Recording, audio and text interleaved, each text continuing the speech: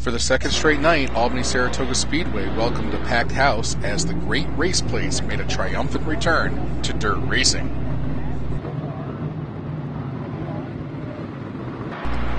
In Friday's opening feature, Billy DuPrey in his 44D Woodard Marine was too much for the street stock field, racing away with his first feature win of the year.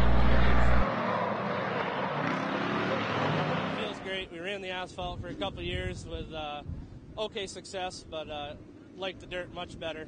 It's a great feeling to be back on the dirt and to get back to victory lane. So, luck of the draw to start with. We got in the second inside of the third row, so it was a good start. But just tried to stay smooth. The car was working good, and the track was nice, so everything worked out.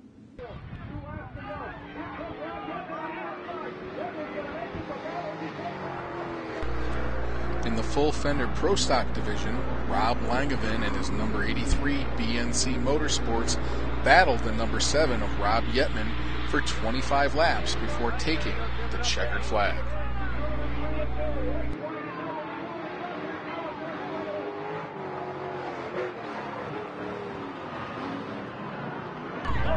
The fireworks didn't end on the track as car owner Bernie Companion had words with Yetman in the pits leading to this Donnybrook.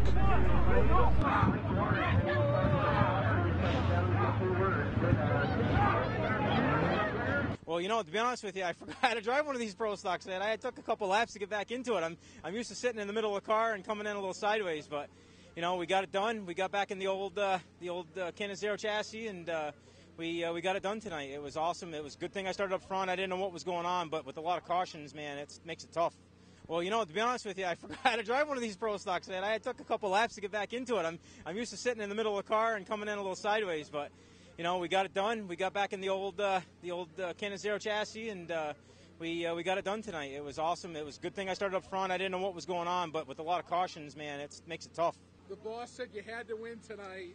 You know, Bernie came up to me today and says, you know, if you don't win tonight, you know, you're out. So, you know, I had to do what I had to do. This is it. This is my only ride. It's the modifieds for the action and running with the big guys, but, you know, there's a lot of big guys down here, you know, that don't get the credit because it takes a lot to drive one of these, you know, but, you know, I've been a Pro Stock, won a lot of races with one, and you know what? It's like putting on an old set of shoes, buddy.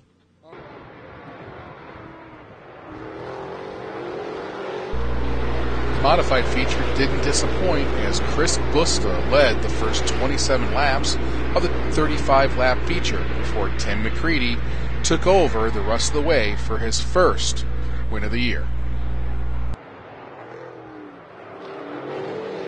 Well, I think it was just track prep. The track was pretty equal tonight. It didn't really seem to matter where you're at, and they kind of were all stuck down on the bottom and things, and I knew that if I didn't get to probably the lead before Brett, I didn't know if I'd be able to get him, so it was just run as hard as you can. We blistered the right rear, so we got to figure out what to do about that later, but I mean, it's great. We lost a good friend this winter, or at the end of last year with Jack here, and we missed some dearly, so this one's for him. He'll be smiling up top, that's for sure. I didn't know because I didn't realize he was that far out because, you know, you get racing, I thought the guy in second was the leader, and he was so far out, and it's tough. I had that happen in New Egypt earlier this year. We led 58 laps and a couple restarts at the end, and here comes Stuart Friesen on the bottom to beat us, and you lead so many laps. You're not going to move. There's no reason to move. You never see a guy beside you, and by the time he saw me, it was a little too late. I think the bottom just got a little bit slower on entry, and it's just unfortunate for him. It's just because he was leading. If he was probably on second or third, he would have moved around, and maybe we would have never got him. But it's just, you know, it goes that way sometimes. Well, we had to totally rethink our game here coming into the track this morning. First time that we've ever raced on the Hoosiers.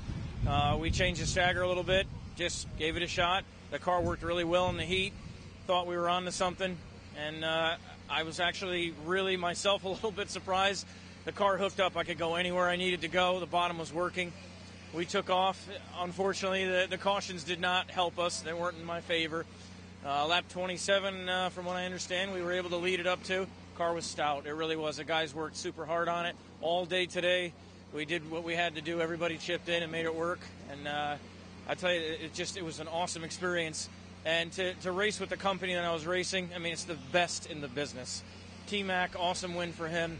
Brett Hearn and Kenny got me in the end there. I lost my tires. I knew they were gone. I knew there's not too many guys that are that good on the bottom, and Kenny's one of them, and he just slipped by me. But, hey, fourth in company like that, we're going to get one this year.